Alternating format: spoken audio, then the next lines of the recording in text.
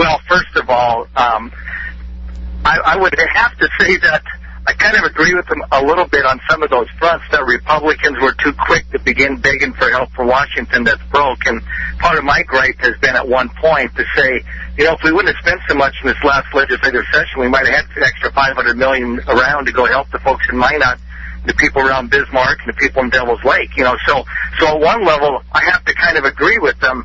But FEMA's role in the federal government is to help in these emergencies, and elected leadership, his job is to step out. But, at the end of the day, what happened in Minot, North Dakota, where neighbors and friends came together, a business partner might have spent the last 2 weekends up there taking down sheetrock and helping people through his church, doing it for free. And that's what it's about. That's what North Dakota's about. And, of course, is there going to be some federal amounts? Sure.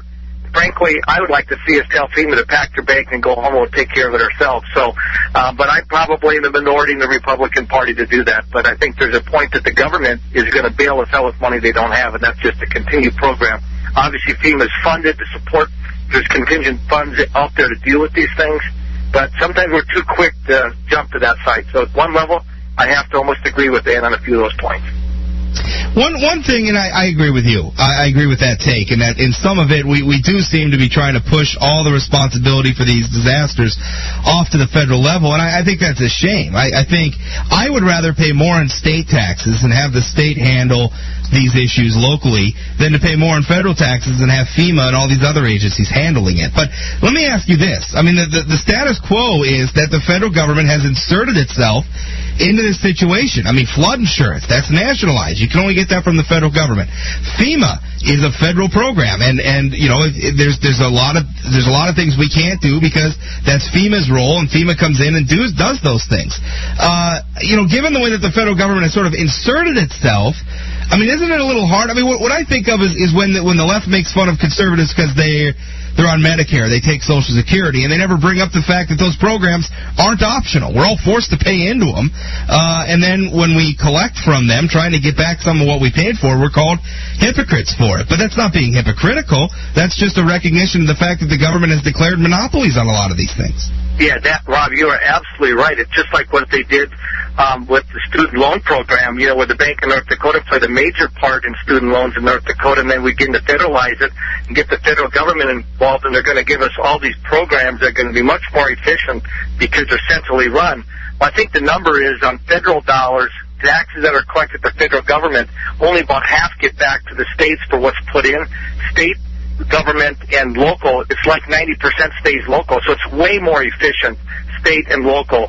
And that's the problem when you got FEMA and Department of Homeland Security, and it just goes on and on and on, and these programs continue to encroach into, like even the Department of Education that was created back in the 60s. Now they're setting all these mandates telling us how our lives, it's social engineering, and they began to set us up to be dependent upon the program, so I have no private options. Rather than let industry solve it or the local people, they force us to be on the government doles, and that's the way they want it. Yeah, and then people like Ed Schultz, or those of us who complain that we've got too much federal government, it's too bloated and it doesn't do a good job, he can turn around and say, oh, look, you're a bunch of hypocrites because, you're working through the federal government, even though we really don't have a lot of choice. And, I think it brings up an interesting issue, and maybe this is something North Dakotans and people all over the country ought to be thinking about, is why does the federal government do so much out of Washington, D.C., that we could do right here in North Dakota? I mean, I think that our local officials, Governor Jack Dalrymple, General David Spritznatic, North Dakota National Guard, our legislature, as much as I may, with some of these policymakers, as much as from time to time we may agree or disagree with the policies that they implement, I think they're a lot better suited to respond to disasters at the local level than the federal government is. Well, they kind of come in, sometimes when I watch the EPA, when they come in, I think they're very good at press. And they're very good at working to get the headlines and telling people and sending federal forms out. It's like I got a form that came in the mail over the weekend that was tied back to FEMA. I'm like, I live in Lincoln. I'm on high ground. It would take the dam to break for me to get it. Why even waste postage sending it to me? I don't know what list I got on. But here they're trying to do is create a PR campaign. It's the federal government. When you get local and centralized, where it's local done versus the centralization of the federal government, they have to blanket everything, and they got to kind of cover all these federal mandates, and there's such waste in it. But you got Governor Dalrymple, who is down on the reservation, helping down there, and took off one up to Minot on short notice. He was right there in the thick of the action. I mean, that's the way it should be. People that are closest to the situation in the cities and the counties and the state, that's where our policy is, but it's a philosophical ban, and all that jokes about is grabbing headlines. It gives them a chance to ding the Republicans in North Dakota, and, Ed would just as soon have bigger handouts going out, but that's his entertainment program that he's in the middle of. It is a little funny, though, too, to talk about the North Dakota Republican Party and its strong Tea Party contingent. That kind of comes as news to me. I mean, I've watched North Dakota Republicans, their love of limited government. Our love of limited government has doubled the size of our state government. I'm wondering where that's coming from. That's a big, broad brush, isn't it? Just saying it's all the big Tea Party contingent. I'm going to wow, we've made a lot of headway in the Tea Party caucus. We're getting a lot more credit than we should be. Exactly. Why don't you give us the latest on the Tea Party caucus? I know you guys have been holding meetings across the state. What's the latest news? We're up to Williston this Thursday. Tomorrow night in Fargo, the local Fargo chapter is going to be meeting. I was in Wahpeton last week. There's a block list running around the state, meeting with the local Tea Party groups. Rob, at the end of the day, all these local Tea Party organizations, whether they crop up and a new one shows up in Devil's Lake or Oaks, we don't really care. We're there to support them. The local chapters are going to do their local thing, and we want to support them in their efforts.